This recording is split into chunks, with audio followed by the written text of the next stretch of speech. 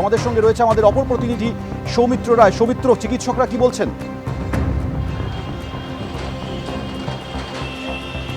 দেখো, তিনজন গুরুতর আহত হয়েছেন। তিনজনের মধ্যে দুজনকে এমআর বাঙ্গুর হাসপাতালে নিয়ে আসা হয়েছে। যে দুজনের মধ্যে আমি তোমাকে সরাসরি দেখাবো সে ছবিটা। এমআর বাঙ্গুর হাসপাতালে যে নতুন বিল্ডিংয়ে যে ইমার্জেন্সি ওয়ার্ড রয়েছে, সেই ইমার্জেন্সিতে প্রথমে দুজনকে ভর্তি করা হয়েছিল। সেখান থেকে প্রথমে একজনকে এই ইমার্জেন্সি বিভাগ থেকে সরিয়ে পুরনো বিল্ডিংয়ের যে বার্ন ওয়ার্ড, সেই বার্ন ওয়ার্ডে নিয়ে যাওয়া হয়। তারপর তার কিছুক্ষণ বাদে, ঘন্টা দেড়েক বাদে আরও একজন, তার নাম হচ্ছে অর্পিতা সর্দার, তিনি এই ইমার্জেন্সি ওয়ার্ডে তাকে প্রথমে প্রাথমিক চিকিৎসা করা হয়। তারপর তাকেও এখান থেকে স্থানান্তরিত করে এই এমআর বাঙ্গুর হাসপাতালের যে পুরনো বিল্ডিংয়ের যে বার্ন ওয়ার্ড, সেখানে নিয়ে যাওয়া হয়েছে। হাসপাতাল সূত্র মারফত যেটা খবর পাওয়া যাচ্ছে, এবং এখানে তুমি দেখতে পাচ্ছ পুলিশ পোস্টিং রয়েছে, পুলিশ সূত্র মারফত যেটা দাবি করা হচ্ছে যে এই এমআর বাঙ্গুর হাসপাতালে চম্পাহাটিতে যে বাজি বিস্ফোরণ হয়েছে, সেই বাজি বিস্ফোরণে তিনজন আহতের মধ্যে দুজনকে নিয়ে আসা হয়েছে। দুজনই মহিলা, একজনের নাম হচ্ছে শুভঙ্করী সর্দার আর অপরজনের নাম হচ্ছে অর্পিতা সর্দার। দুজনেরই শরীরের অনেকটা অংশ পুড়ে গিয়েছে বলে হাসপাতাল সূত্র মারফত খবর পাওয়া যাচ্ছে। প্রথমে তাদেরকে ইমার্জেন্সি ওয়ার্ডে প্রাথমিক চিকিৎসার পর এখন নতুন বিল্ডিংয়ের যে বার্ন ওয়ার্ড রয়েছে, সেই বার্ন ওয়ার্ডে নিয়ে যাওয়া হয়েছে। এখানে পরিবারের লোকজন উপস্থিত রয়েছে। পরিবারের লোকজন যথেষ্ট এই ঘটনায় তারা এখনও পর্যন্ত আতঙ্কিত, তারা উদ্বেগে রয়েছেন। যে দুজন এই এমআর বাঙ্গুর হাসপাতালে তাদেরকে নিয়ে আসা হয়েছে, তাদের অবস্থা এখনও পর্যন্ত আশঙ্কাজনক বলেই হাসপাতাল সূত্রে তেমনটাই দাবি করা হচ্ছে। একদমই অবশ্যই সৌমিত্র, অবশ্যই আমাদের নজর থাকবে সেই দিকে যাদের অবস্থা আশঙ্কাজনক, যাদেরকে এমআর বাঙ্গুর হাসপাতালে ভর্তি করা হয়েছে। ধন্যবাদ তোমাদের দুজনকে। এবার একের পর এক ঘটনা আপনাদের সামনে রাখবো, যেটা শুরুতেই বলছিলাম।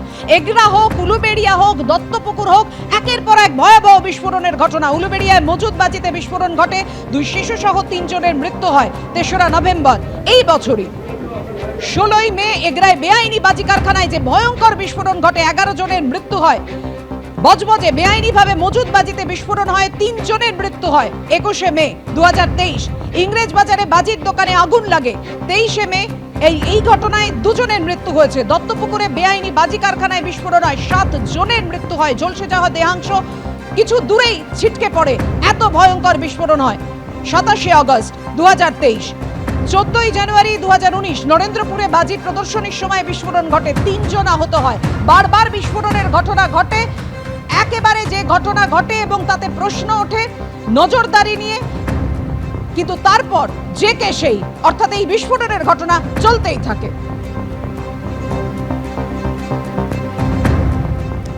পাসপোর্ট জালিয়াতি কাণ্ডে চাঞ্চল্যকর তথ্য পুলিশের হাতে। ওয়েস্ট বেঙ্গল বোর্ডের জাল স্কুল সার্টিফিকেট দিয়ে বাংলাদেশিদের জন্য পাসপোর্ট বানানো হয়েছিল। জাল স্কুল সার্টিফিকেট এবং অ্যাডমিট কার্ড দিয়ে তৈরি হয়েছে ভোটার কার্ডও। তৃণমূল পরিচালিত কদম্বগাছি পঞ্চায়েতে সবথেকে বেশি জাল বার্থ সার্টিফিকেট। পঞ্চায়েতের নকল ওয়েবসাইট তৈরি করে ভুয়ো বার্থ সার্টিফিকেট তৈরি হতো। উত্তর 24 পরগনায় রমরমিয়ে চলছিল এই পাসপোর্ট জালিয়াতি চক্র। বারাসাত এবং মধ্যমগ্রাম পুরসভার ঠিকানাতেও বেশ কিছু নথি পাওয়া গিয়েছে। পার্ক স্ট্রিটে ধৃত বাংলাদেশিকেও আধার এবং প্যান কার্ড বানিয়ে দিয়েছিল উত্তর 24 পরগনারই এক ব্যক্তি। পাসপোর্ট জালিয়াতি কাণ্ডে পুলিশের হাতে তদন্তে এরকমই একের পর এক চাঞ্চল্যকর তথ্য এসছে।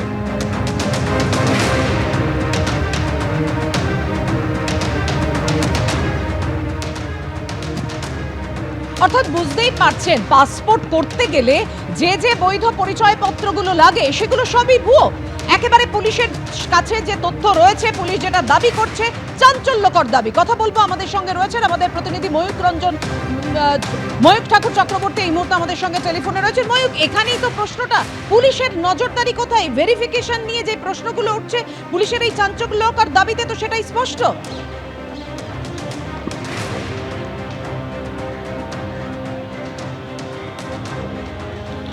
দেখো, আমার জানা নেই পুলিশ আধিকারিকরা কি দাবি করেছেন, তবে কলকাতার পুলিশ কমিশনার কিছুক্ষণ আগে একটা সাংবাদিক বৈঠক করেছেন এবং সেই সাংবাদিক বৈঠকে কলকাতার পুলিশ কমিশনার মনোজ ভার্মা তিনি যেটা স্পষ্টভাবে বলেছেন যে ইতিমধ্যেই পাসপোর্টের জন্য যারা সংশ্লিষ্ট আধিকারিক রয়েছে, কারণ তুমি জানো যে কিছুদিন আগেই আদালতে ম্যাজিস্ট্রেট যিনি ছিলেন তার পক্ষ থেকে পুলিশের ভূমিকা নিয়ে প্রশ্ন তোলা হয়, কারণ পাসপোর্টের একটা বড় সেকশন ভেরিফিকেশনের দায়িত্ব পুলিশ আধিকারিকদের হাতে থাকে সেই নিয়ে পুলিশের ভূমিকা নিয়ে প্রশ্ন তোলেন ম্যাজিস্ট্রেট। আমরা আজকে কলকাতার পুলিশ কমিশনারকে সেই কোয়েশ্চেন করেছিলাম।